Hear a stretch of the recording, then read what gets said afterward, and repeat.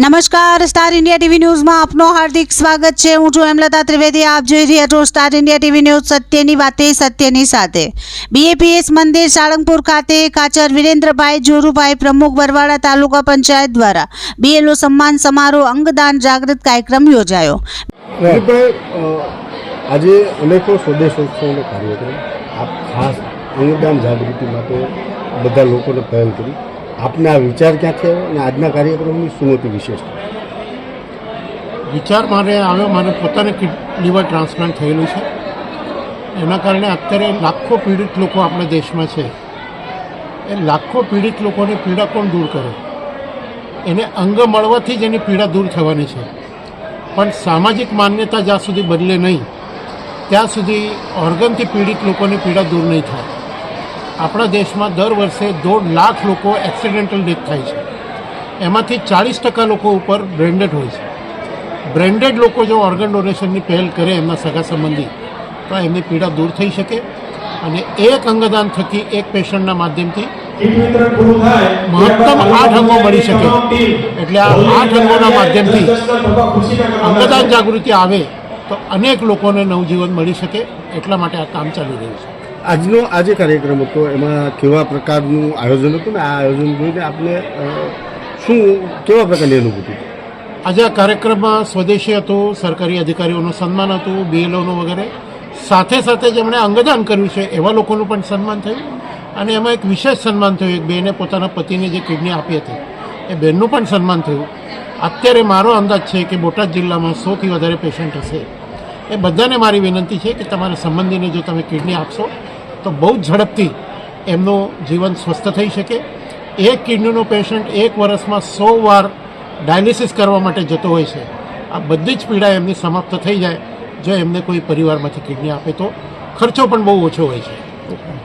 ભલે સાહેબ, આજે સવિશેષ સ્વદેશોત્સવનો એક અનોખો તાલુકા પંચાયત દ્વારા કાર્યક્રમ આપની એમાં હાજરી, કેવા પ્રકારનો હતો આ સંપૂર્ણ કાર્યક્રમ અને લોકોને કેવા પ્રકારનું માર્ગદર્શન આપવામાં આવ્યું, સાથે કીટનું પણ વિતરણ હતું, કેવા પ્રકારની કીટો વિતરણ?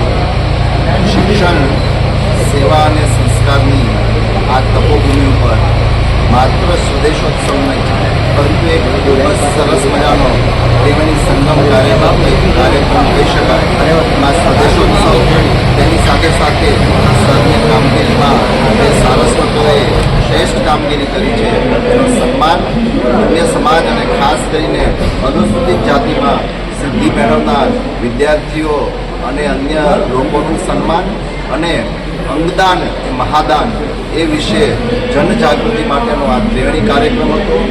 લોકોનો ખૂબ સરસ પ્રતિભાવ રહ્યો। ખાસ તો જે અંગદાન જાગૃતિના ગુજરાતના પ્રણેતા છે આદરણીય દિલીપભાઈ દેશમુખ દાદા, એની પ્રેરક ઉપસ્થિતિ રહી અને સ્વદેશોત્સવ ખાસ તો તાલુકા પંચાયત બરવાળાને હું ખૂબ ખૂબ અભિનંદન આપું છું કે માત્ર 2 જ દિવસનું મારે પરમ દિવસે વાત થઈ કે સાહેબ આવો એક કાર્યક્રમ રાખો છે, ત્યારે 2 દિવસમાં આનો સુંદર કાર્યક્રમ કરવા બદલ સમગ્ર ટીમને હું અભિનંદન આપું છું।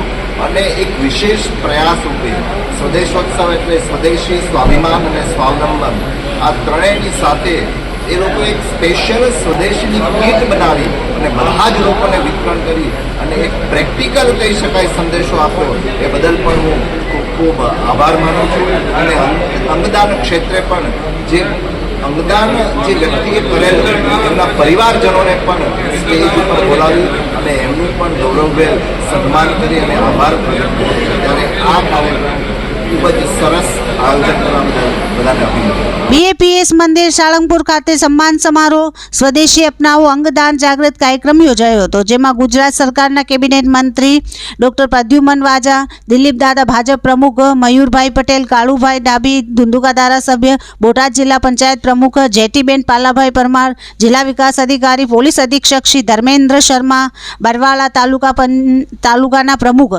સાથે અનેક મહાનુભાવો પણ ઉપસ્થિત રહ્યા હતા।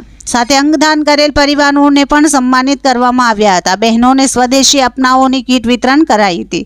બરવાળા ખાતે બીએલઓને સારી ઝડપી કામગીરી કરવા બદલ બીએલઓને સન્માનિત કરવામાં આવ્યા હતા. અલગ અલગ ક્ષેત્રમાં કરેલ સરાહનીય કામગીરીને લઈને મહાનુભાવો દ્વારા સ્ટેજ પરથી તમામ લોકોને સન્માનિત કરવામાં આવ્યા હતા અને સાહિત્યકારોને પણ સાથે સન્માનિત કરાયા હતા. આ કાર્યક્રમમાં સાળંગપુર બીએપીએસ મંદિર ખાતે મોટી સંખ્યામાં લોકો જોડાયા હતા. સમગ્ર કાર્યક્રમ બરવાળા તાલુકા પંચાયત દ્વારા યોજાયો હતો.